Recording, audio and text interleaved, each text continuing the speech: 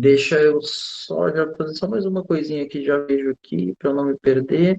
A Alessandra não tinha posto. Catarina tava.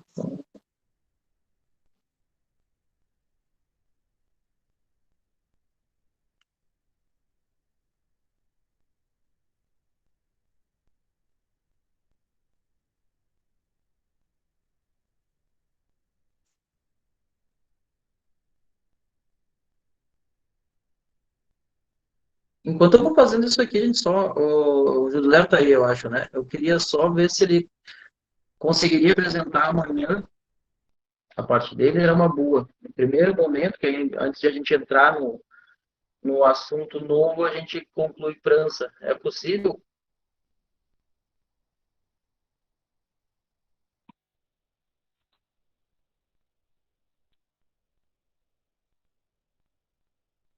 Eu acho que ele não escutou, gente, mas se alguém puder passar para ele, isso seria bom, tá? O ideal seria isso. Se ele não puder, talvez eu deixe para o fim da aula.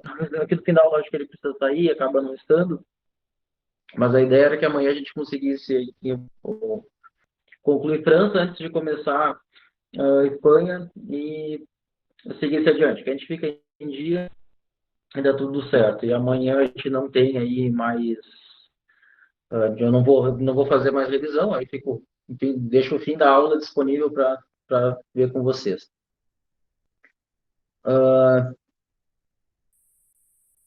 Vamos continuar então, gente. Olha só, botei aqui para vocês o que seria uma ordem lógica. É importante que vocês tenham claros esses passos, tá? O que fazem cada um.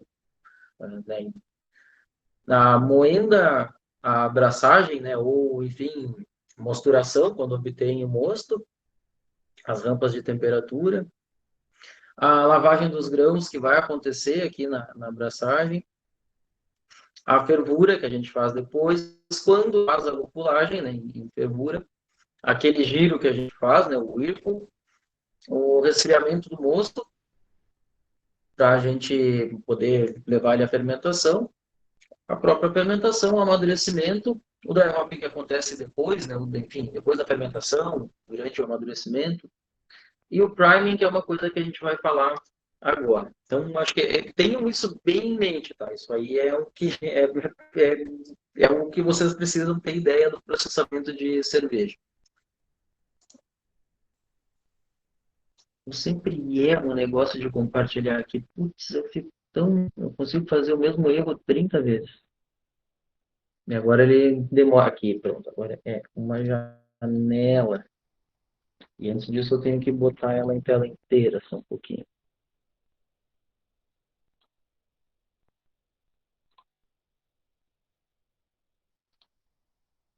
Ali, agora eu acho que vai dar certo. Pronto, agora está aparecendo, né? Esse outro material ali está identificado como cerveja básico, e o nome diz por quê, né? E ele está mais voltado para o caseiro. Eu não vou fazer ali, ele fala um pouco de ingredientes no começo, que eu não vou falar, né, de novo.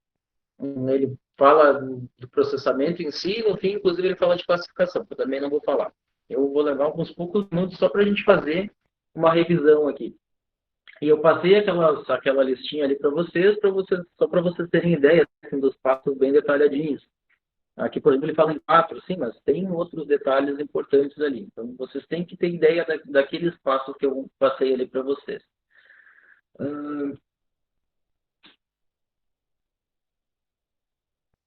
De todo modo, né?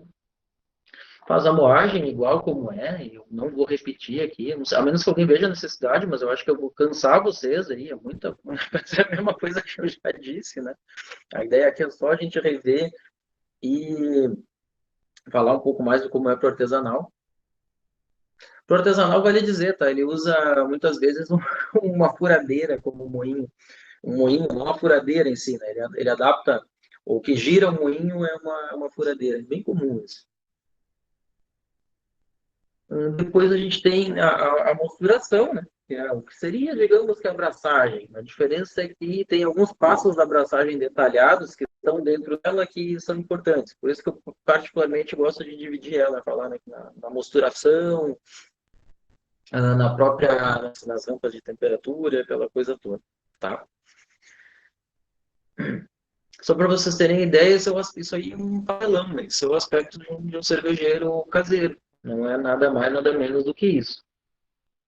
Vejam que aquele funil invertido que a gente via lá na cervejaria, aqui é um panelão que vai ser aquecido. Como é que controla a temperatura? Aí põe um termômetro daqueles culinários e deixa e vai controlando e vendo o que né, quando chegou a temperatura, e daí depois baixa o fogo para tentar manter. Não é, às vezes é um pouco difícil, né? Porque para aumentar eu preciso ter bastante fogo. Daí quando chega eu tenho que baixar. Aí quando baixa demora para estabilizar. Então a rampa de temperatura às vezes é meio chatinha, vamos dizer assim, de atingir. Fiz né, o aquecimento do mosto, fiz as minhas rampas de temperatura, bem aquilo que a gente falou que era a filtragem, né? Tá vendo aqui que tem uma torneirinha, um chuveirinho aqui, ou esse cano mesmo nessa foto superior, tá fazendo isso, né? Tá recirculando o mosto, retirando de baixo, passando para cima. E literalmente é isso que vai fazendo, tá? De baixo para cima, até ver que ele ficou clarinho e mais viscoso. E a passagem dele ali já não faz diferença. Isso, para o caseiro, ele é extremamente visual. Aí passa para a etapa de fervura, né? Ele está falando aqui 1h30, isso varia, assim, de 1 hora até um pouquinho mais. E tem aqueles objetivos que a gente disse, né? Tirar as enzimas, reduzir micro-organismos, tirar os aromas desagradáveis e poder fazer a lupulagem, né? E aqui ele fala também que concentra o mosto sim, tá? Quando a gente faz a fervura, a gente sempre tem que ajustar qual é a proporção de água para aquele extrato. Isso aí se faz com um negócio que chama grau lato, igualzinho como é lá para uva, que a gente tem lá, o grau babo, grau brix, eles têm um ocímetro que chama-se plato, tá? Então é bem comum quando vocês verem. Por que eles não usam outros? Olha, tradição, assim. E então tu consegue entender, olha, aquilo que eles chamam de gravidade original. Gravidade fica bem estranho pra gente, né? Gravidade parece outra coisa. Seria, na verdade, a densidade original.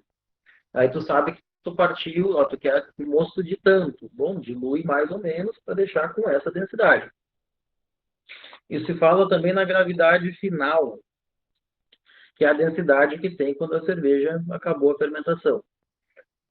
Por que não é sempre igual isso aqui? O começo não é sempre igual, porque eu posso fazer ela mais concentrada ou menos concentrada. Vai depender de quanta água eu ponho.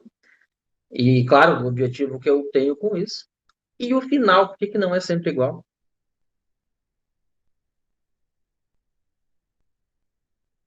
Se eu tiver feito umas rampas para ter mais açúcar no fim, por máximo que já tenha fermentado, aqueles açúcares que não fermentam vão ter uma densidade mais alta, tá? Por isso que nem sempre a gente tem uma densidade final muito parecida. Outra coisa, isso aí a gente costuma falar em cervejas de baixa ou alta atenuação. Basicamente, o quanto que ela consome de açúcares. Porque uma fonte de eu deixar açúcares é também usar uma levedura que transforme menos e que faça alguns outros compostos. E ó, demorou para entrar, escrever, está meio lento a rede. Que é o que se chama de atenuação. Então, quando vocês verem falar de atenuação, é isso. Vocês vão ver que eu deixei, volto a dizer que você sempre, é uma coisa que está disponível, vocês não têm que ler, da vontade de cada um. Deixei um material falando sobre isso, né, sobre os problemas e como resolver problemas de cervejas de baixa atenuação, ou seja, que ficaram com muito açúcar residual. O que eu quero que fique para vocês é, se vocês ouvirem alguém falar de atenuação, isso aí vai acontecer de cervejeiro, tá? Pode ser que eles vão no bar que vocês trabalhem e eles vão falar lá de atenuação, é isso. Mas não precisam se matar por causa do que é atenuação. Aqui tem um aspecto, né, da fervura do moço. E aí vem, lembrando, né, que é na fervura que faz a... Em princípio eu não ia fazer, Bárbara. Eu posso pensar e posso. Eu até poderia pensar em fazer isso. Vou pensar nisso. É que às vezes vocês não participam muito, aí eu fico assim, que eu não sei se eu faço ou se eu não faço, né? Que você gosta ou se não gosta, aí eu perco um tempo. Eu digo, tá bom, acho que eu não vou. Tá bom, eu vou pensar nisso. Deixa eu anotar aqui para não esquecer. Junto com o negócio do horário da terça, deixa eu ver aqui com. Uh,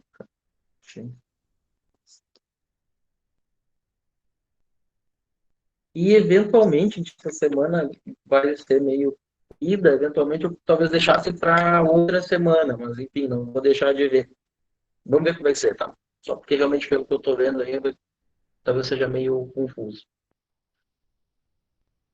Hum, sabe que Kahoot era uma coisa que eu sempre quis ter feito ou algo parecido nas aulas presenciais, né? E acabava nunca dando tempo, até que chegou o tempo que não tinha como fazer outra coisa.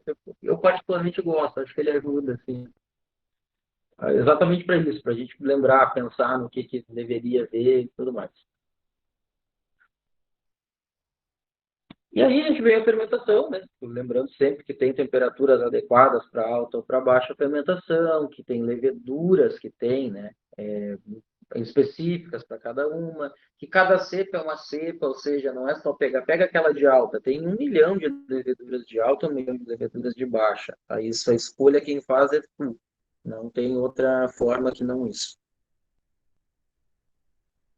Ixi, demorou para passar o slide, né? Agora é que eu vi que recém chegou na fermentação, mas não tem problema. Aqui, por exemplo, uma escala pequena, mas já é um pouquinho maior, né? Não é o baldezinho de plástico, o fermentador lá do cara em casa. O controle da fermentação para o caseiro, é importante dizer, né? Na indústria, é aquilo que aconteceu, aquilo da Baker lá, né? Não tem que acontecer aquilo, mas foi, enfim, né? Um, fadiga de material, alguma coisa assim que acabou contaminando. Mas na indústria é controle por solução hidroalcoólica. No caseiro é uma geladeira, tá? Não tem muito mistério, não. É geladeira. Eventualmente ar-condicionado, dependendo da temperatura de fermentação que for, tá? Mas é assim que eles fazem para controlar. Não quero falar sobre isso. Também não quero falar sobre isso. A gente vai ter, então, né, etapa de maturação posteriormente, lembrando que não são anos, né? A maturação de cerveja é pouco tempo, é só para a gente conseguir aí equalizar a cerveja, que é algo como ganhar algumas características importantes e tirar outras que não são importantes, ou que mesmo seriam defeitos.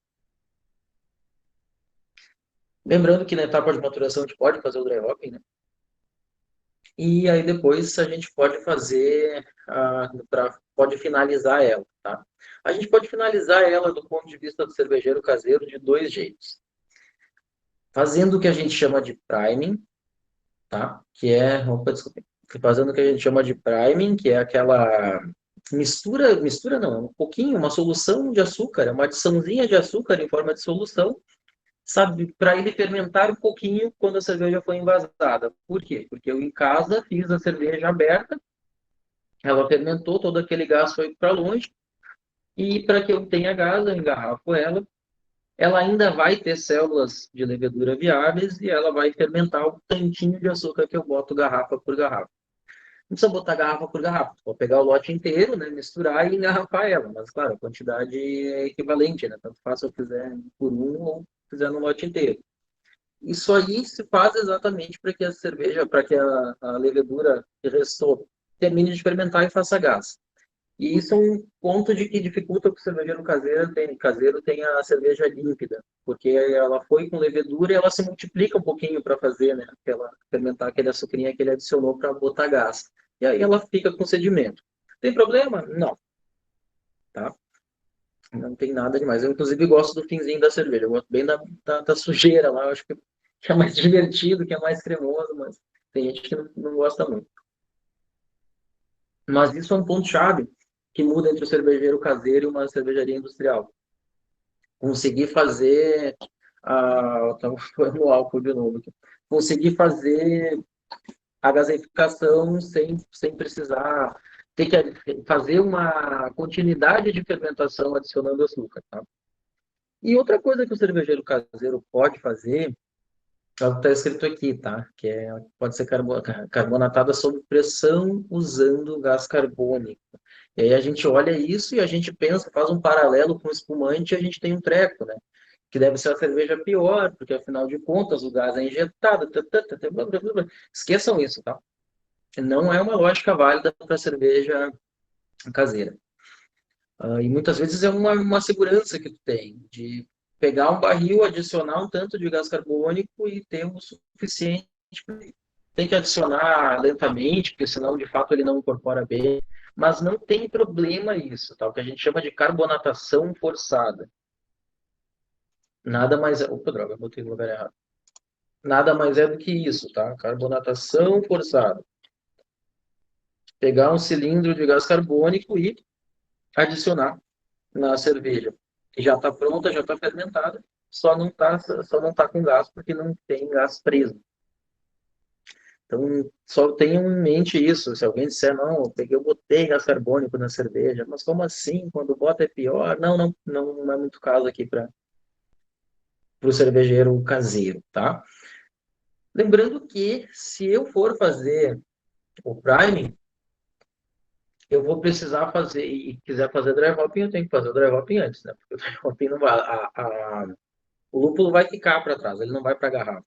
Até porque ele poderia se degradar e tudo mais, e passar, quanto mais tempo tu vai deixando ele em contato, mais ele vai largando compostos verdes e desagradáveis, tá? Compostos de aromas não agradáveis.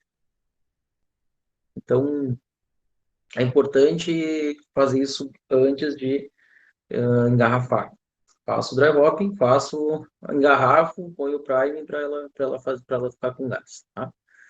Alguma outra coisa que eu queria falar para vocês sobre isso? Não, na realidade, nessa pequena retomada que eu dei aqui, era só para a gente contextualizar um pouquinho, né? O que é quando a gente faz em casa.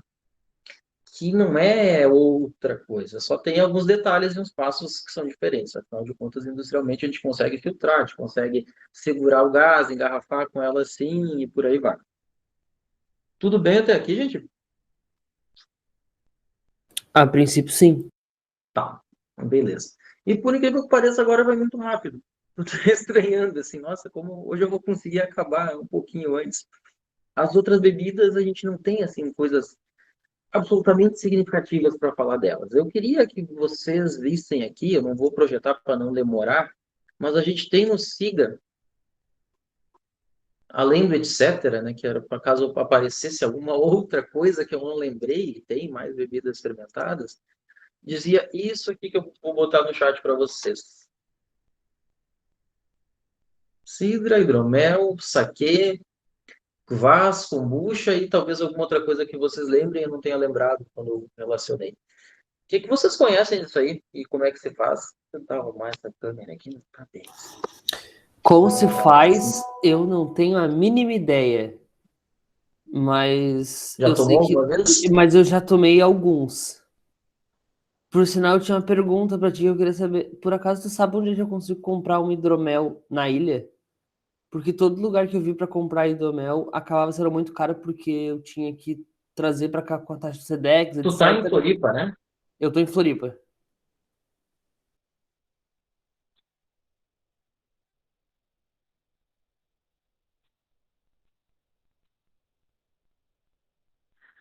Em Floripa, olha, eu estou dizendo informação de 2 anos atrás, tá? Eu me perdi um pouco com essa confusão toda. E até porque também, um pouquinho antes de ter pandemia, eu estava um pouco off. Mas tinha lá no Bárbaro, não lembro mais, que é lá no córrego. Gente, eu não lembro mais o nome das coisas aqui. Como é que é lá na penitenciária? Me ajuda aí, gente. A memória tá Agronômica? Nossa, eu agronômica. não tenho ideia Obrigado. porque eu não sei muito da Esses ilha, dias não. eu fui falar. É lá onde tem o presídio, eu não lembrava. Agronômica, obrigado. Na agronômica tinha eu acho que era Bárbaro que chamavam, tá? Não tenho certeza disso. Bárbaros. E caiu. Não, voltou. Eu vi que caiu a internet no computador, acabou de voltar, tanto que apareceu o que eu escrevi. Acho que era isso, Bárbaros, não sei. Ou era o Viking? Ô, gente, tá difícil, tá difícil. Ou que eu tomei os dois cafés. Não, gente, eu acho que é no Viking, perdão. Eu acho que Bárbaro é a marca do hidromel. O Viking, pronto, do lado do posto, de um dos postos Ipiranga ali. Eu sei que lá eles tinham, era um hidromel que era feito em Chapecó, alguma coisa assim, que é do Oeste. Eu não sou um grande entusiasta de hidromel, então eu nunca fui muito atrás, mas já provei, já tomei lá. Inclusive não é muito barato. Então, Hum, eu nunca tomei o hidromel. E eu sempre tive a curiosidade de saber qual que é, porque é uma bebida feita com mel. Fermentada com mel. Aí olha, eu. não, Só que todo lugar que eu vi assim que era um preço mais barato, se tornava muito caro, porque era, por exemplo, São Paulo. Aí, para trazer para cá, acabava ficando o preço de provavelmente se eu comprasse aqui, aí não ia valer muito a pena. um dos mais conhecidinhos que tem é o Pompeia, eu não tenho bem certeza se é Curitiba, eu sei que é no Paraná. Eu acho que é de Xanxerê esse que eles vendem lá, ou Karina, eu acho que é isso aí mesmo. E esse cara que faz o Pompeia, como é que é? Luiz Henrique, Luiz Felipe. Esse cara entende bastante, assim, principalmente que ele tem bastante prática. E é o que é as coisas que eu mais gostei, tá? Mas eu não sou um grande entusiasta de hidromel. Quando eu falar dele, que pode ser o primeiro assunto, inclusive, eu digo por quê. Vocês já tomaram algum outro desses, gente? Sim, Kvaz é o que provavelmente ninguém conhece, eu tampouco. Kombucha, que é uma coisa que está na nossa realidade. Kombucha é mais recente que cerveja artesanal, né? Kombucha até algum tempinho atrás não existia.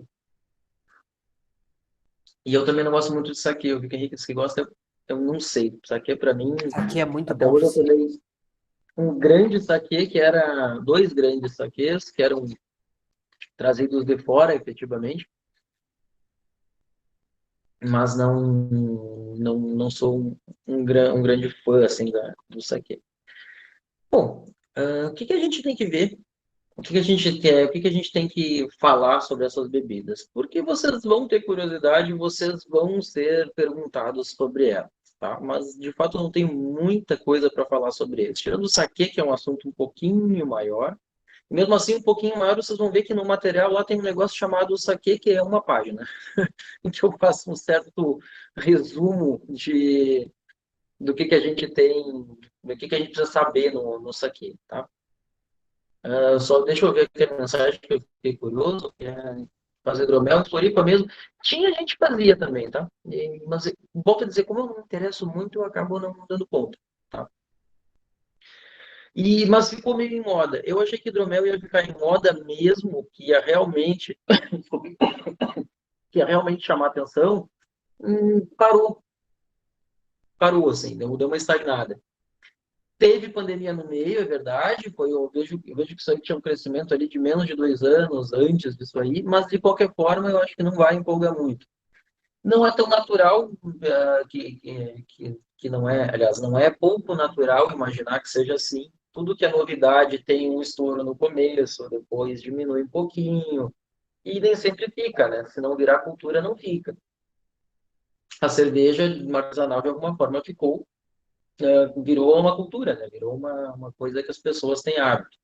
O hidromel, não sei se vai ser exatamente isso, tá? E, enfim, não quero incentivar vocês a ficarem saindo de casa sem necessidade, mas tem ali pro teu caso, Henrique, que tu quer provar e tu não sabe se vai gostar, é bom de ir ali tomar uma tacinha. Deve ser 15 pila a tacinha, mas, enfim, é melhor que pagar o frete, não sei o quê, e receber e não gostar. Esse do frete ia ser uns 70, 80 reais, era uma garrafa. Aí eu vou provar, não vou gostar, por exemplo, eu vou botar a garrafa inteira que eu gastei Uhum, 80 uhum. reais. Mas depois eu tenho umas histórias. Aliás, eu posso falar agora sobre elas, né? Vou começar a falar então sobre o hidromel. Tem umas histórias interessantes sobre. Primeira coisa, e quando eu estava falando de cerveja, eu esqueci de falar um detalhezinho em algum momento, que era por que que provavelmente cerveja não é a primeira bebida alcoólica do mundo?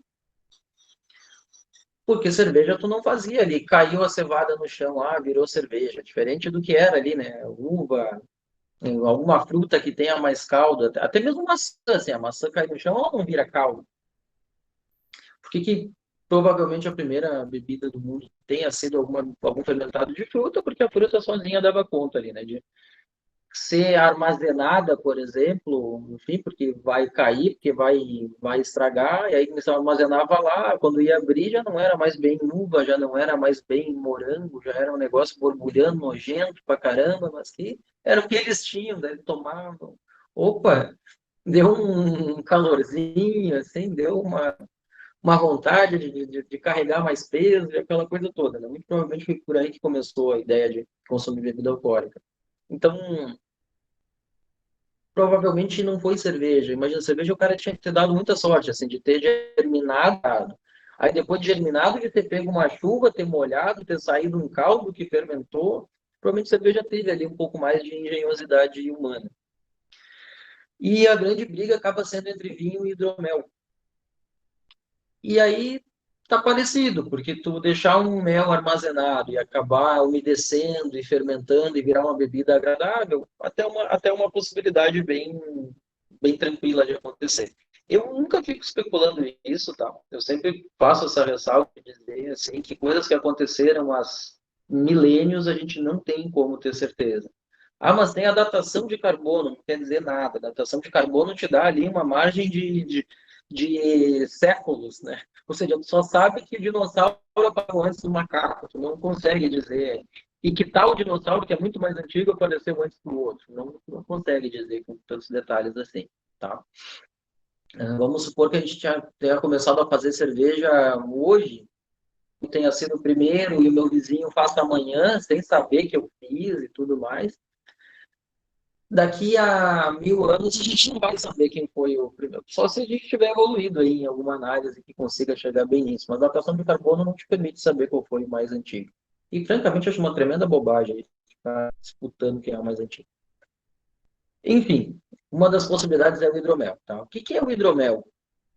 Inclusive, ele está relacionado com lua de mel. Né? Lua de mel era quando os casados tomavam hidromel e tudo mais. Mas, de fato, o que é o hidromel? Vocês têm mel em casa, ou já tiveram, ou já viram, a avó tinha, alguma coisa assim. Vocês guardam mel aonde? Ele vai vir num potinho. Quando a gente compra ele da colônia, ele costuma vir num vidro de Nescafé, e o vidro de Nescafé, não me perguntem por quê. O que vocês têm a dizer, assim? Pô, quanto tempo dura esse mel? Depende do quanto a pessoa come também. Segundo todo mundo fala, o mel é o único alimento natural que não tem validade, que ele não estraga. Com exceção para as crianças, né? Provavelmente a Emelaura tenha dito lá, né? Que o mel pode dar botulismo em É, criança porque está com um metabolismo muito. Realmente, é extremamente estável. Por quê? Porque é entupido de açúcar. Daí eu passo uma relação com quando a gente fala lá em vinho licoroso natural, né? Em vinho doce natural. Lembram que ele vai fermentando? Ele quem, aliás? Quem que faz fermentação? Perguntinha boa. Daí daquele silêncio assim, eu fico o muito açúcar. feliz. Quem fermenta o açúcar? ahn, As leveduras? Isso. os micro-organismos, é. Isso. Tá, mas vocês lembram lá no vinho licoroso, naqueles que a uva fica sobremadura e que ele resta açúcar. Por que resta açúcar? Porque a levedura vai fermentando, fermentando, tem uma hora que tem um monte de álcool e um monte de açúcar, ainda ela não consegue fazer quase mais nada. Tá? Tem também, né, não quero tomar o assunto de vinho aqui, né, na aula de outras bebidas, mas o próprio vinho Tokai, que a gente não vai acabar estudando ele, É um vinho que às vezes ele é feito com algo tão podre, aquela podridão nobre, que ele vira puro açúcar. E ele fermenta ali 2, 3 graus de álcool e para, porque a levedura não dá conta de fazer fermentação naquele meio. E com isso, eu faço o link aqui com o mel, gente. O mel tem açúcar até dizer chega. É tanto açúcar que o micro-organismo não consegue viver ali. Ele seca, ele desidrata, ele não tem água livre para que ele trabalhe. Parecido como é com um charque, com uma coisa assim, que é muito sal. O princípio de conservação é o mesmo. E aí o mel é extremamente estável. Então, a primeira coisa que a gente tem que saber, como é que eu faço uma bebida à base de mel? O que que vocês imaginam? Colocando água. Eu imagino que seja com Sem água. dúvidas, não tem outra forma de fazer. É isso aí. Tá? Então, a primeira coisa é pegar o mel e colocar água. Tem algumas formulazinhas, se vocês procurarem aí na internet. Eu faz muito tempo que eu não procuro, mas uns 10 anos atrás o que a gente enxergava era assim: tem que ferver e tirar a espuma, que realmente pode ser bom, né? Porque aquilo ali não faz. Talvez até crie aroma desagradável, é uma suposição minha. Tem um monte de possibilidades de fazer, de fórmulas para fazer hidromel. A primeira questão é, tu precisa diluir ele convenientemente. Quanto mais tu diluir, menos álcool vai ter. Agora, do ponto de vista prático, se eu tivesse, eu podia acabar o assunto por aqui, dizer, ó, hidromel é uma bebida feita, né, de mel diluído fermentado. Mas há 13 anos atrás a gente resolveu fazer, 13 ou 12, a gente resolveu fazer experimentalmente receitas diferentes. E na época eu estava se falando pouco em hidromel ainda, e tinha um aluno lá no Campus Bento que ele tinha mel, tinha, né, enfim, a abelha, a caixa de abelha, e aí tinha mel que era da casa dele. Aí ele trouxe, tá, vamos fazer. Aí eu não lembro bem como é que foi que a gente chegou na diluição que a gente queria. Usou levedura selecionada para vinho, que é uma levedura que é bastante resistente, que trabalha aí em situações de baixa nutrição no moço, né, baixo fator nutricional, e tudo mais. Adicionou ativante de fermentação, fez em temperatura controlada os garrafãozinhos na estufa e tudo mais, e aquela porcaria nunca terminava de fermentar. Eu tenho, não é por isso que eu não gosto de hidromel, mas eu tenho uma implicância histórica por causa disso. E eu disse, não pode ser, não pode ser. Adiciona mais ativante, adiciona mais não sei o quê. Fermentava muito mal, muito mal. Um dos motivos pode ser aquelas coisas como própolis, que o mel tem como, enfim, conservante natural. E alguns anos depois, há uns 3 anos, eu acho que uns 3 anos atrás, eu tive um curso com esse Luiz Felipe lá da Hidromel Pompeia, e aí ele disse exatamente a mesma coisa, assim, né? Eu descobri que eu fiquei uma década ali, assim, achando que era eu que estava errado, que eu não sei aonde que a gente teria errado, porque a gente fez tudo certo. É um meio extremamente difícil de fermentar. O produtor de hidromel, eles se chamam de hidromeleiros, veja só. Os hidromeleiros, eles ficam enlouquecidos, eles ficam oxigenando hidromel, eles ficam adicionando nutriente em mais de uma etapa e por aí vai, porque eles sabem que é difícil. Então, se alguém for tentar fazer em casa, eu não tenho mais o artiguinho que a gente escreveu sobre isso. Lá dizia tudo como a gente fez. Mas, por máximo, e é meio fácil imaginar ali um rascunho de como fazer um hidromel. Mas, por máximo que vocês tenham tremenda boa vontade e façam tudo direitinho, saibam, é uma bebida difícil. E não vou, igualzinho como eu falei para a cerveja, não quero me esticar muito aqui em tecnologia de produção de hidromel. E aí, antes de eu continuar, eu queria ver se você tem alguma pergunta a esse respeito.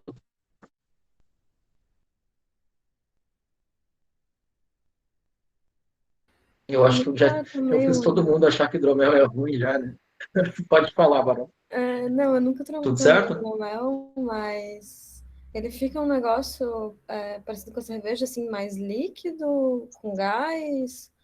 Como é que ele é? Eu nem não Bom, conheço. é o que eu vou comentar agora. Assim. Característica sensorial tem hidromel para quem nunca tomou. daquela experiência que a gente fez lá, eles ficaram muito limpos, um fato, assim, muito corretos, eles não tinham defeitos e tudo mais. Só que teve um com cravo e um com menta. Eu acho que foi isso aí que a gente fez. E aí foi muito engraçado. Todos os dois fermentados com a mesma levedura, que eu não lembro qual era, mas era uma levedura para vinho.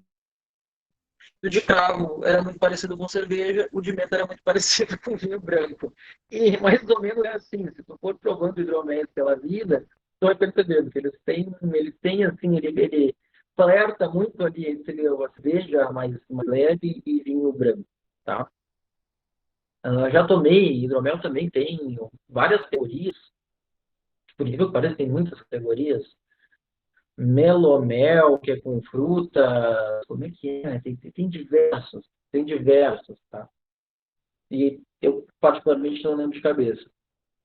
E tu vai vendo que assim, algumas vezes adiciona frutas vermelhas, aí ele vai ficando com cara de vinho tinto.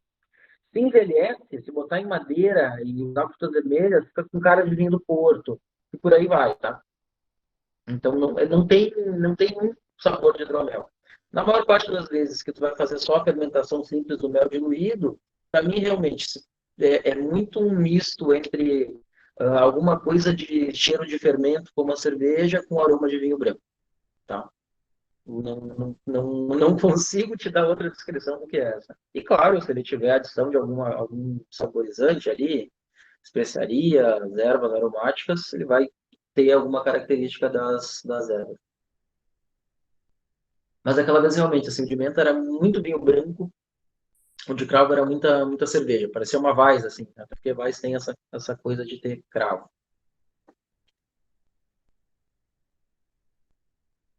Era mais ou menos isso que eu queria falar sobre hidromel, gente. Se vocês querem perguntar mais alguma coisa,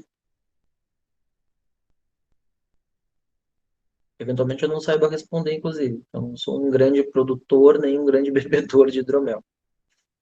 Mas É o que realmente, assim, a característica sensorial do hidromel em si não é uma coisa que me chame tanto atenção, assim. Eu prefiro muito mais uma cerveja ou um vinho do que um hidromel. E acho que muitas das pessoas que tomam e se apaixonam, acham maravilhosos, eu acho que é muito mais, assim, quem sou eu para jogar a cabeça dos outros, mas às vezes eu acho que é muito mais pela novidade, pela historinha que eles tentam vender, que é uma bebida milenar, tudo é milenar, né, gente? Enfim, mas eu não sou um grande fã. Diga, Karina. é esse que eu tenho aqui em casa, que eu comprei na feira, já provei, ele é com hibiscos. Então ele tem uma corzinha um pouco assim do hibisco, lembra um vinho rosé, sabe? Mas Uhum. o sabor assim não vem o mel, assim, não sei, eu não sinto muito mel nele. Não sei se é por causa do hibisco que dá um azedinho, mas ele não Ah, e também não espuma. Acho que é isso que a Bárbara estava imaginando, que tem espuma, que tenha por causa da fermentação que seja, né, que tenha, não é, ele é um boa. Eu não falei sobre isso. Não, não, ele não espuma, tá? Ele não espuma, ele não é a característica dele espumar. Vou dar um é, exemplo do porquê que eu não gosto de ter celular perto, porque eu acabei de descobrir que o Tarcísio Meira morreu, tá? E ontem morreu o Paulo José, porque como eu estou com o celular, essa porcaria fica piscando ali apareceu. Por isso que eu aconselho fortemente a vocês, tentem se largar desse negócio, porque ele te quebra, ele tira tua... Eu já ouvi dizer, mas deixa eu voltar para o assunto aqui. Eu faço questão de dizer isso, porque quando eu digo para vocês, anotem, tentem não fazer isso, tentem ficar vendo só áudio por causa disso, porque essas coisas, eu como tanto quanto vocês, sei que esses negócios que distraem pra caramba. Mas vamos voltar lá. Sim, ele não tem gás, tá? O hidromel não tem gás. O... Tem alguma coisa de categoria com gás? Eu não lembro de cabeça. Eu sei que na vez a gente chegou a pensar em fazer isso. Só que era tão difícil de fermentar ele, assim, já sem fechar o recipiente, que fechando a gente acha que ele não ia nem fermentar, tá? Ele fica ali talvez com um pouquinho de gás, todos eles ficam ali com um resíduozinho de gás, mas o normal dele é ter mais uma cara de vinho branco desse ponto de vista. Até obrigado por lembrar que eu não me lembrei desse detalhe aí de falar. Eu acho que é uma coisa que tem que provar. Eu acho que é uma coisa que tem que provar. Mas eu particularmente não fui disso que me apaixonei. Dito isso, Vou passar para o saquê, pode ser? Pode. Acho que uns 20 minutos mais a gente encerra. Tô bem, eu gosto quando eu termino com algum tempo, acho que tô... Mas o saquê, gente, e aí lá naquela aula que a gente fala lá em fermentações, em origem, de onde que sai o álcool, eu comento lá, né? Bom, ou tu tem açúcares e seis carbonos e faz álcool e gás carbônico e várias outras coisinhas, que é importante lá na destilação, a gente vai descobrir que essas coisinhas são muito importantes para a característica de cada destilado. Ou tu pega a cana que não tem açúcar simples, mas que é sacarose, que quebra em glicose e frutose, tá tudo certo. E aí tu pega batata, arroz e faz o quê? É cheio de amido. De alguma forma tem que quebrar, tá? É aquilo que eu comento lá. De alguma forma tu tem que quebrar. No caso do saquê, de alguma forma parecido com o que a gente faz na malteação, lá para fazer, enfim, fazer o grão germinar e virar malte. A gente usa o metabolismo de outros micro-organismos para nos fazer a quebra do amido em açúcares, tá? E aí eu estou dizendo, ou ao menos do amido em unidades mais simples que depois são quebradas em açúcar. Aí eu estou falando do Aspergillus oryzae. Alguém é do sul de Santa Catarina, por acaso? Não. Mas provavelmente já escutaram falar que é a região do estado que tem, o que se planta lá? Arroz. Uhum. Rizicultura. Orize, tá? Vem disso aí, de arroz, tá? Então, esse aspergillus, ele é nomeado assim exatamente porque ele é o aspergillus que se degrada o arroz numa etapa prévia de produzir hidromel, perdão, de produzir o saquê. Então, para eu fazer saquê, o que eu faço? Pego uma pasta de um arroz, pego um arroz que eles usam especificamente para isso, que é um pouquinho, que é mais rico em amido, que quebra mais fácil, né, para ganhar aí na produtividade. Faço um semi-cozimento disso aí, faço uma pasta de arroz semi-cozido, é quase que um sushi, assim, só que menos cozido, e deixo ele. Ouçam quando eu falo essas coisas com cuidado, tá? Assim, não leve então ao extremo. Submetem ele a um apodrecimento controlado. Quando esse Aspergillus oryzae coloniza o arroz, quebra o amido em unidades mais simples. Para quê? Porque ele quer se alimentar. A forma como ele faz isso é, se não tendo açúcar simples, ele quebra o amido em unidades menores até chegar em açúcar. A gente quer fazer o quê? A gente quer fazer saquê ou a gente quer alimentar fungo? A gente quer fazer saquê. Daí o que a gente faz? A gente chega para lá nele e cozinha esse arroz e extrai, faz aí a extração do caldo para fermentar. Cria um mosto para fazer o saquê. Então, a primeira etapa do saquê é um cozimento do arroz para fazer uma pasta para esses aspergilos quebrar o amido. Depois a gente extrai o mosto, que é o que a gente leva para fermentar. Tá? Tem alguns detalhezinhos no arroz. A gente pode usar arroz mais polido ou menos polido. Quando vocês se alimentam aí, o que é mais saudável? Um arroz mais polido ou menos polido? Menos polido. O Daí arroz tem a integral, por casca. exemplo, é o extremo de um arroz não polido. Quanto mais... Pode falar, Bárbara, desculpa. Não, é que daí ele tem a casca, ou enfim, mais camadas que tem mais nutrientes e tal. Isso, porque o amido, ia lá, eu faço o desenho e digo onde é que está a grande reserva de amido? Lá no germe. Por quê? Porque é onde a planta cresce efetivamente. O amido está muito no germe do grão. E quanto mais eu faço polimento, mais amido eu tenho e menos eu tenho outras fibras. Aí eu pergunto para vocês, qual que é o melhor arroz para fazer isso aqui? Mais polido ou menos polido? Deve ser o mais polido, porque já tá mais fácil de acessar o amido, não? Eu tô viajando. Porque a gente não está alimentando ninguém fazendo saquê. Exatamente o que tu quer ali. Amido para fazer açúcar, para fazer, enfim, né, gerar açúcar e gerar álcool. É exatamente isso aí.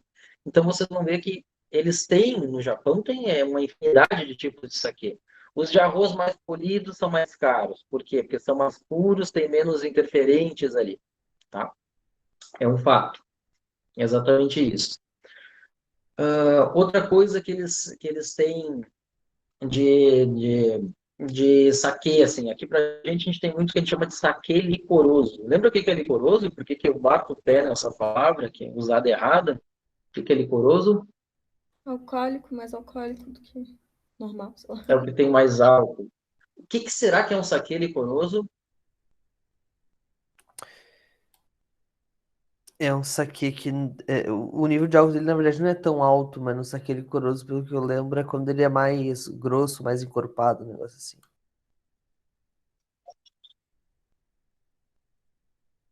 E tem álcool adicionado, tá? Saquê licoroso chama-se assim porque tem álcool adicionado. Então, viu lá no rótulo, saquê licoroso, pronto, teve álcool de arroz adicionado, tá? Para render mais de alguma forma. E bem por isso que normalmente é um saquê mais barato. E aí é claro que um saquê de arroz mais polido e não adicionado de álcool é muito melhor que um saquê licoroso, tá?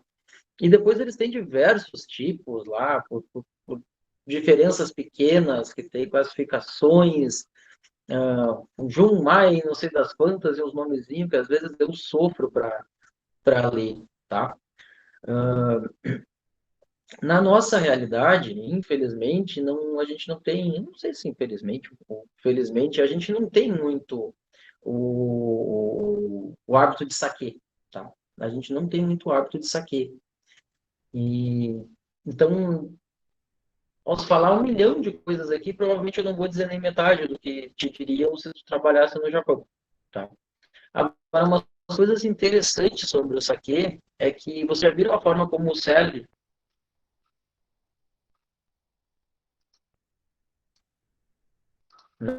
Você diz da pessoa servir o outro?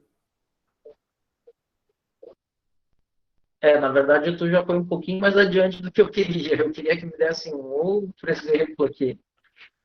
Você diz o que, então? Os Alguém copinhos já que Imagina um viu? copinho usam? assim, tipo, quase transbordando. Isso, o copinho quadrado, aquele quase transbordante. Aí aquelas velhas. Vocês já ouviram? Vamos fazer um paralelo aqui. Vocês já ouviram dizer que sushi no Japão não tem nada a ver com sushi no Brasil? E tem pouca diferença, tirando o fato que tem arroz, tá? Porque de fato ele tem essa coisa, sushi com goiabada, com cream cheese, com não sei das quantas, frito assado torrado, não sei das quantas. Não, eles têm um arrozinho com um peixe em cima, basicamente. Claro que tem algumas variações, mas não é essa coisa como a gente tem aqui. Falei isso para dizer assim, a gente tem versões das coisas no Brasil que são mais brasileiras do que de lá. A história de servir o saquê no copinho quadrado, chama-se mazu, é uma coisa que é típica do Brasil, que não é comum deles lá. Aquele copinho quadrado, na realidade, é o que seria a nossa xícara. Sabe quando a gente faz arroz por xícara? Eles têm o copinho quadrado. Vou fazer um, mazu, dois, três. E é para isso que servia. E a gente pegou aquilo lá e adaptou de uma forma híbrida, vamos dizer assim, porque a gente disse que a gente usa um copo que não é o que eles usam, mas a gente faz uma técnica que eles costumam fazer. Eles são muito ritualistas, vocês já devem ter percebido isso.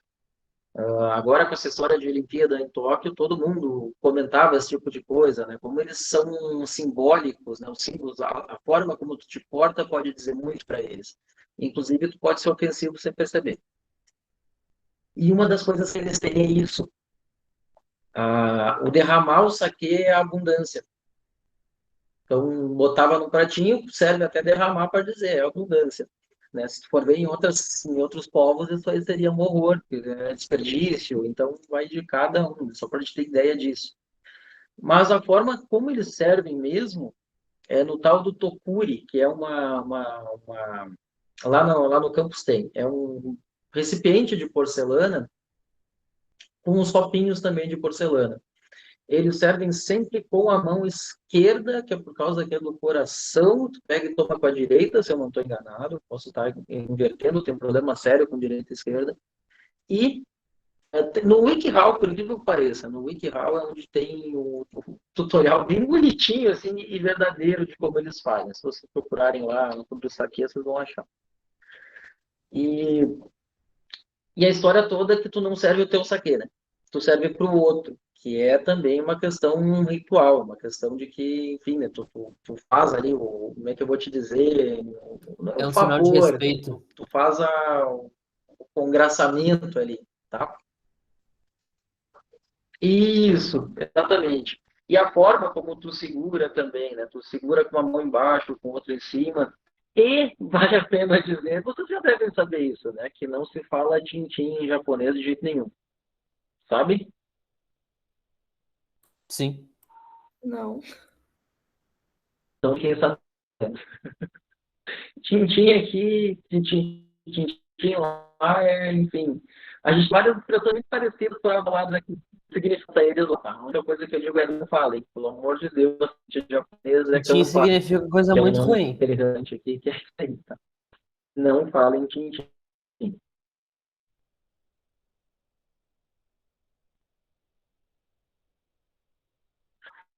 Uh, tem mais deixa eu usar olhos.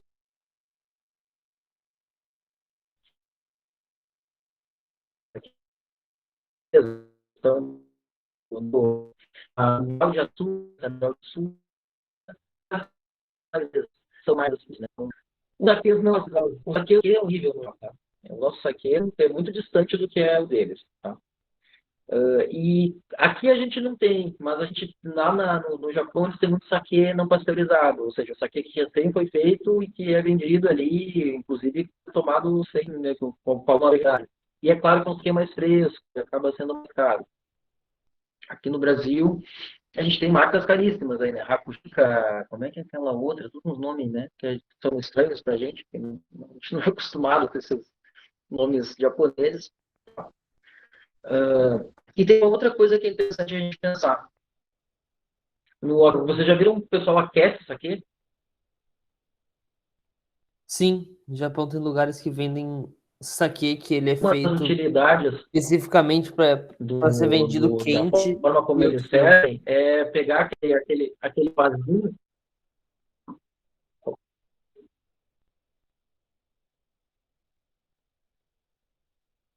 Aí é que tá. É igualzinho como é com o conhaque. Tá? Tem gente que critica e tem gente, ó, caiu o meu outro usuário, mas tudo bem, eu não vou usar lá. Tá suficiente aqui para conversar com vocês. Mas como eu dizia para vocês, então, é mais ou menos como a história de aquele conhaque. Tem gente que acha legal porque tira mais aromas, mas acaba perdendo alguns. Via de regra, eles não aquecem, tá? E aquecimento é na mão, não é no calor, assim, no fogo mesmo. E sabendo que normalmente os saquês para aquecer não são os melhores, porque o melhor tu vai querer aproveitar tudo que ele tem, tá? Mais ou menos assim funciona. Deixa eu só ver se eu consigo resolver isso aqui, porque depois igual eu preciso, bom, deixa lá, eu preciso acabar com a gravação depois, senão ele não, ele fica eternamente. Deixa eu ver se tem mais alguma coisa que eu queria falar disso aqui. Não, na verdade, é isso aí. É um mundo bem distante pra gente, tá? Não, a gente não tem toda essa riqueza de detalhes, mesmo se tu for num bom restaurante japonês. Em São Paulo, um pouco mais, tá? Em Curitiba tem uma loja que vende uma porrada de saquês, que eu não lembro como chama, mas tem na internet também, tem e-commerce. Mas por máximo que a gente tenha, assim, coisas bem avançadas, é muito distante do que é para eles, tá? Enfim, provavelmente se o japonês vier aqui, ele não vai entender nada do que a gente está fazendo, ele vai sair muito irritado, assim, como é um restaurante japonês, né? Mas é mais ou menos por aí que funciona. Disso aqui, gente, eu acho que eu queria comentar é isso aí. Se quiserem perguntar alguma coisa.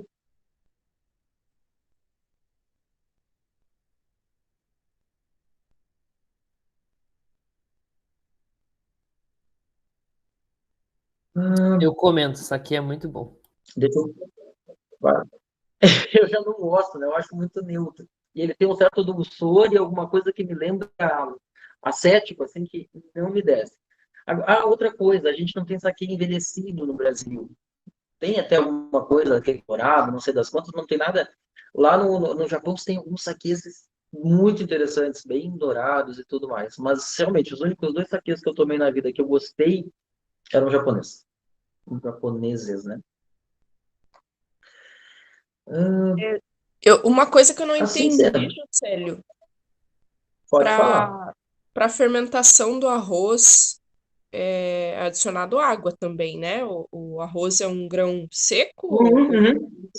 Sim, sim. Sim, foi um certo erro meu não comentar. Sim, é isso aí mesmo. E é aquecido, Adiciona água para poder fazer.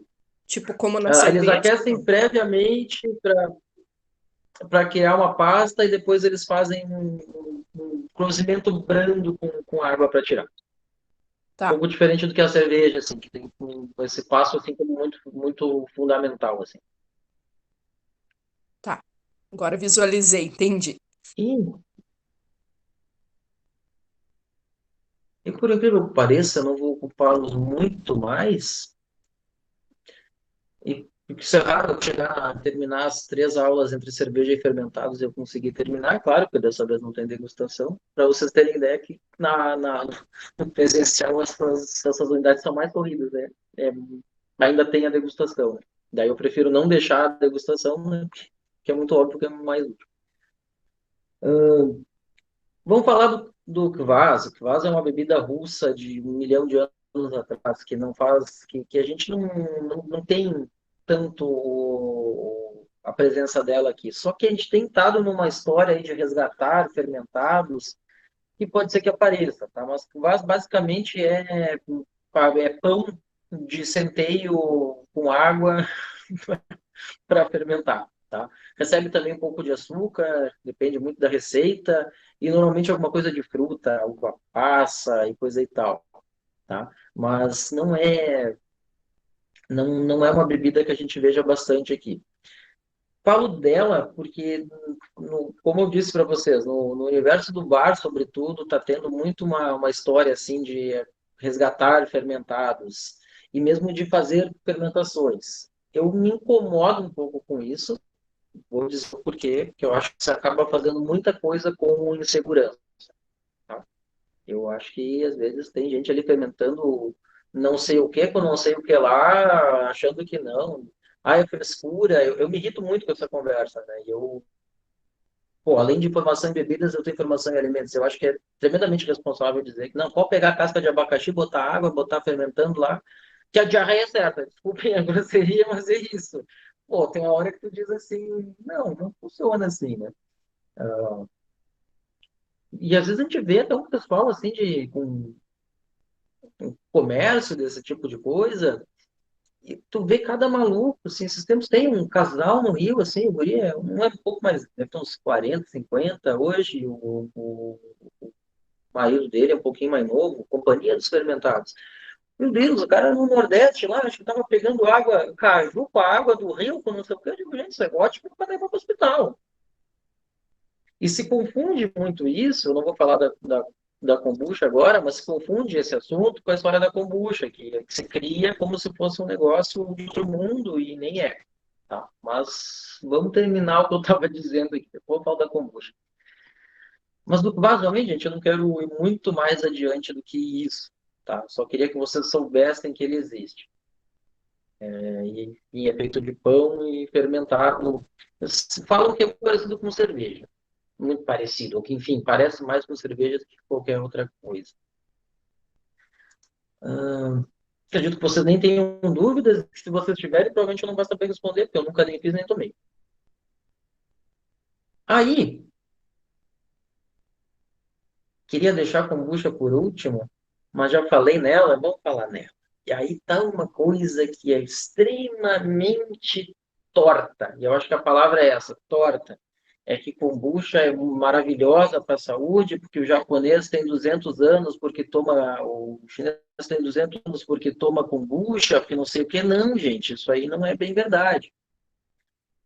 Eu, pessoalmente, gosto muito de kombucha, acho gostoso, acho refrescante, acho que é uma alternativa muito melhor que um refrigerante, né, para ter ali uma bebida sem álcool, com sabor e que talvez tenha algum benefício para a saúde. Só que não é essa coisa que se faz, inclusive de marketing, que se tu for ver bem assim no, nos meandros da lei, é até mesmo proibido dizer que uma bebida que não tem benefícios comprovados se diga como boa para a saúde.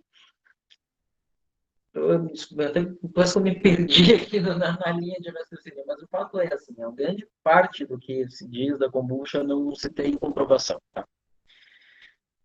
E pode ter risco? Pode ter risco. Por quê? Porque a kombucha, a chá preto tem a base da kombucha, e aí a gente já começa falando como ela é feita, a base da kombucha é chá preto. Aliás, por que kombucha está numa aula de alcoólicos? Porque eu resolvi falar do fermentado não alcoólico junto.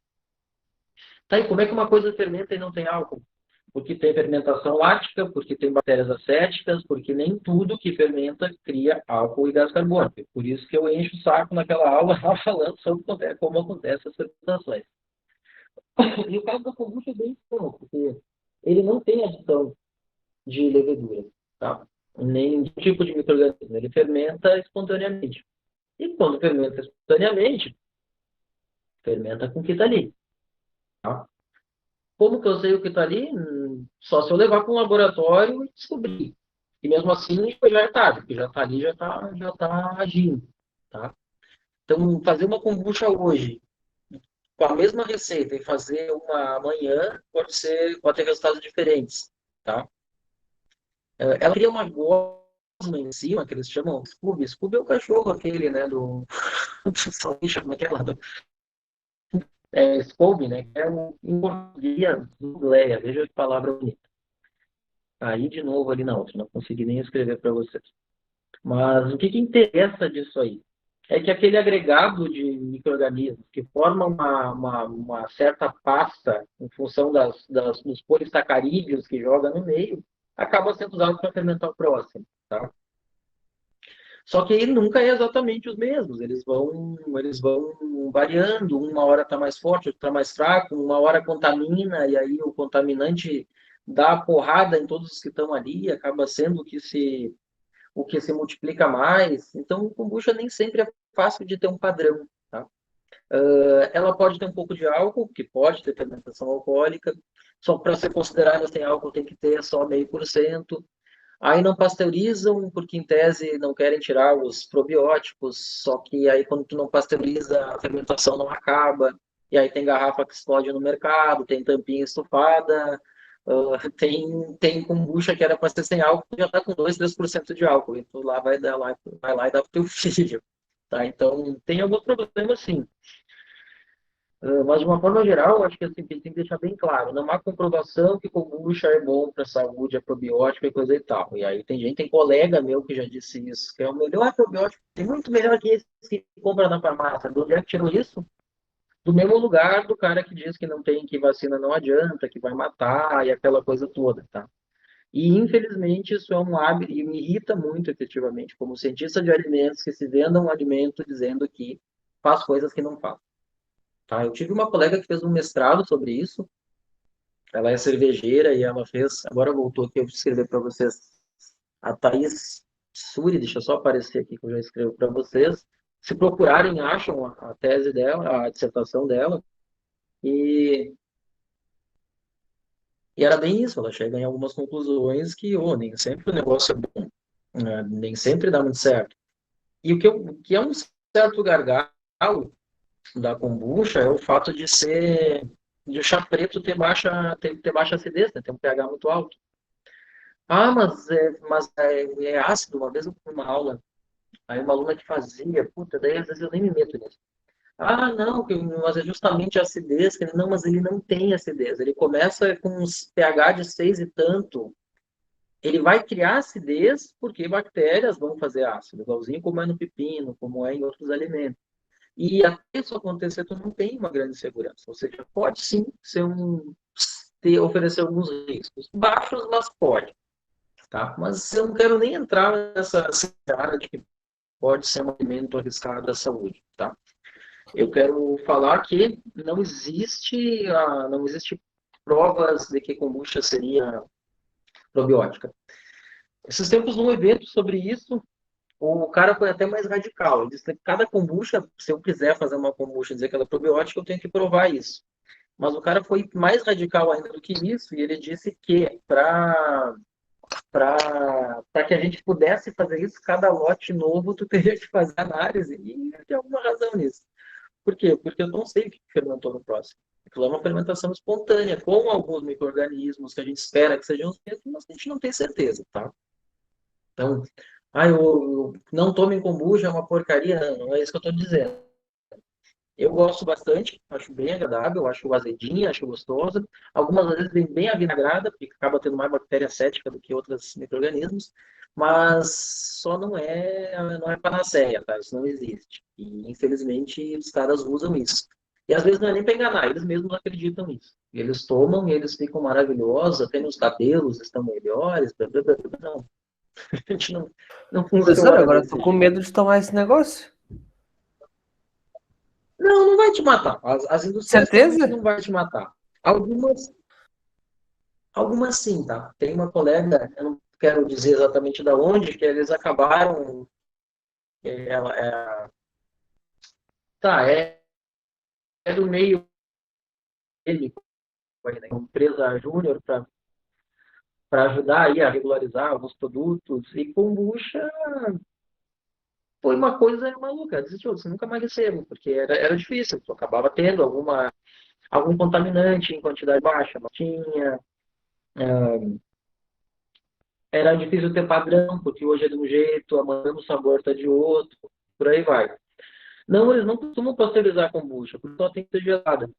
Então, normalmente ela não para de fermentar. Exatamente porque não querem matar os micro-organismos do bem. Eu fico maluco quando eu escuto isso. Eu tenho um treco quando eu escuto isso, porque eles nem sabem quais micro-organismos estão ali. Então, nem teria nem poderia falar isso. Mas, assim, a minha palavra, e eu sei disso, ela cai num descrédito tremendo se eu falar isso na rua. Tanto que eu nem falo. Sabe, quer tomar, acha que é boa, pode tomar. Mas não funciona desse jeito, tá? Já tem estudos claros aí mostrando. Não, depende. Pode ser que sim, pode ser que não, tá? Agora, fazer, e aí, Henrique, para tentar te ajudar aí, né, o que eu quero dizer, na verdade, é que fazer de qualquer jeito, sim, tu pode ter alguns riscos, tá? Tu pode ter alguns riscos. Então, enfim. Mas podem tomar a kombucha do mercado. Provavelmente não vai Não, matar professor, vocês. Provavelmente não vai matar. agora tu já estragou a minha visão. Quando tu falou alguma sim, acabou. A kombucha Eu morreu tomo, ali. eu tomo, inclusive, eu gosto.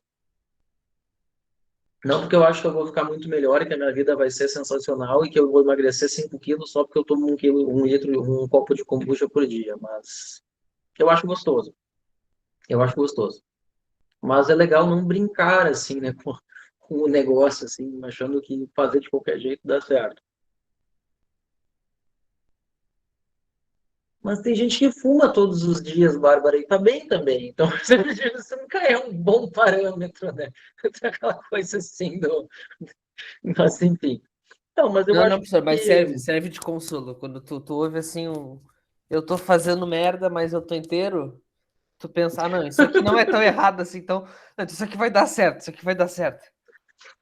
Mas, assim, para deixar, até para encerrar, né? Não, eu não odeio kombucha. Eu gosto bastante do produto em si. Eu só acho que o marketing que se faz é errado e acho que tem que ter algum cuidado, assim, se tu fizer de qualquer jeito, além de ela, eu vou te dizer assim, tem muito mais risco de ela ficar ruim do que ela te matar, Mas eu acho horrível tomar um negócio com fedor ou com cheiro de vinagre. E às vezes tu pega umas aí engarrafada, bonitinha e tudo mais, e tu diz, putz, tá difícil. Teve essa mesma, veja só, essa mesma colega, uma vez a gente foi para Porto Alegre juntos, daí eu levei a kombucha no carro, abri, fecha esse negócio, cara, tem um cheiro podre, nojento, o que acontece? Algum lote ou outro pode se desviar. Entre sair da kombucharia lá, enfim, quem produziu, e chegar no ponto de venda, se alguém deixou fora de refrigeração, tá lá, uma dessas, um organismo que produz aroma ruim se multiplicou, e aí tá lá engarrafado, a gente sobe, tá aquele, aquela tava horrível mesmo, aquela tava horrível.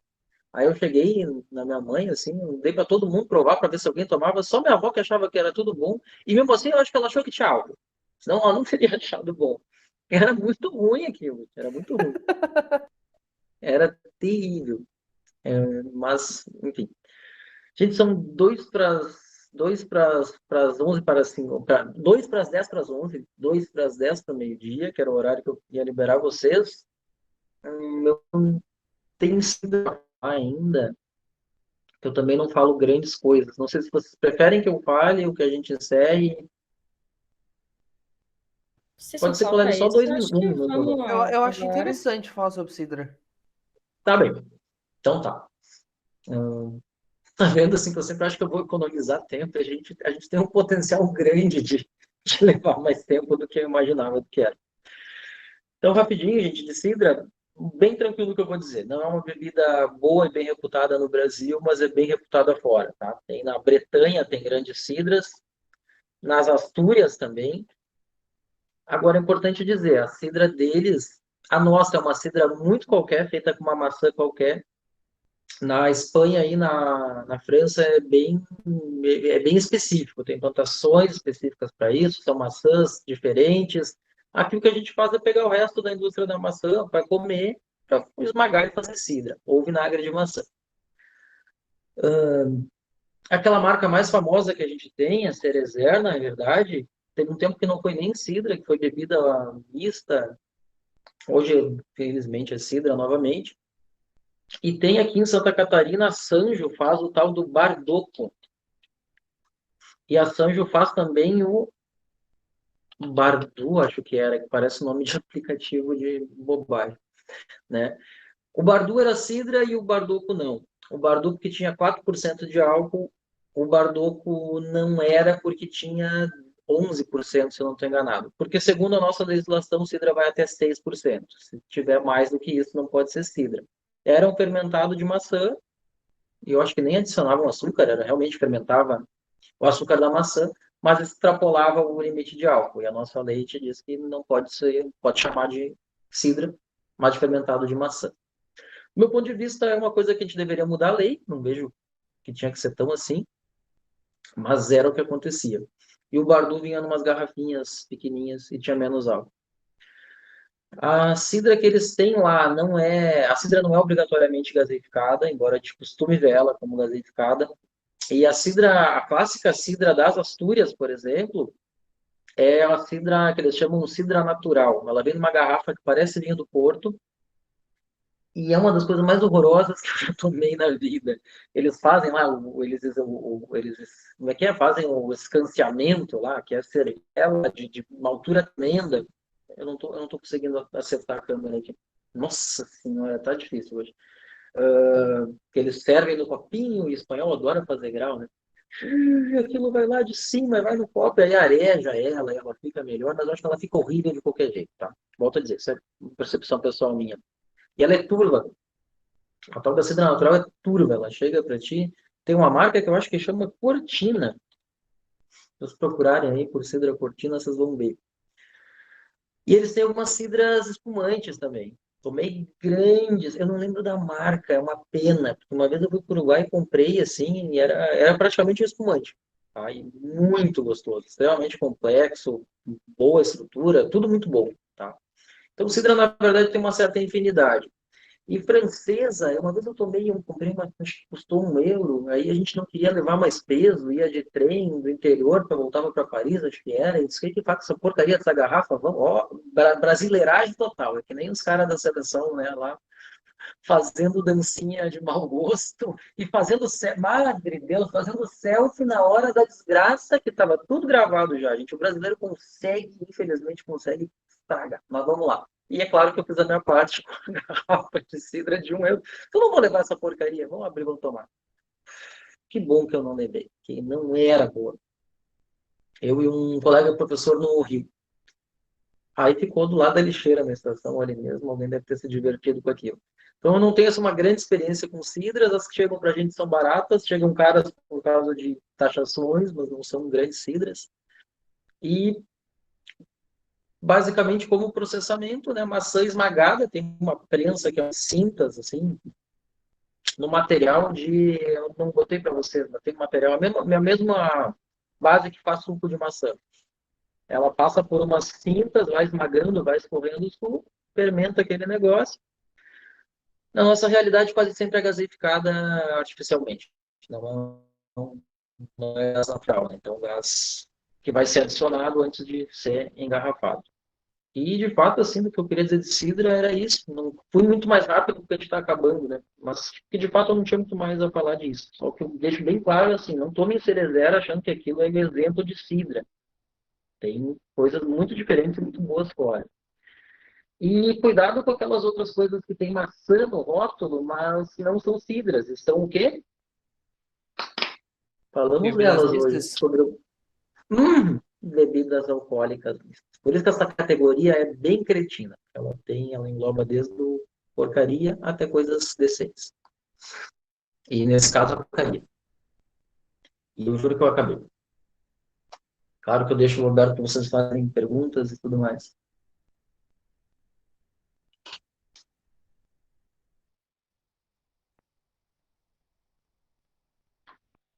Tendo perguntas, gente, eu agradeço a presença de vocês. Nos vemos amanhã. Eu acho que amanhã, não sei se eu tento trocar de lugar aqui. Não, amanhã eu vou direto do celular porque eu não vou apresentar nada. Então, até funciona melhor do celular. Então, vai ser mais tranquilo. E me desculpem pelas falhas da internet e tudo mais. E obrigado. E, Judeler, se está nos escutando, por favor, se puder apresentar amanhã, primeiro o horário é teu, que a gente já resolve, já mata o assunto, vai para o próximo grupo e talvez saia mais cedo para o almoço. Vamos ver como é que vai ser. Temos sempre o potencial de falar bastante. Então tá, gente. Obrigado. Tchau e até amanhã. Deixa eu conseguir parar de gravar. Vai, meu filho.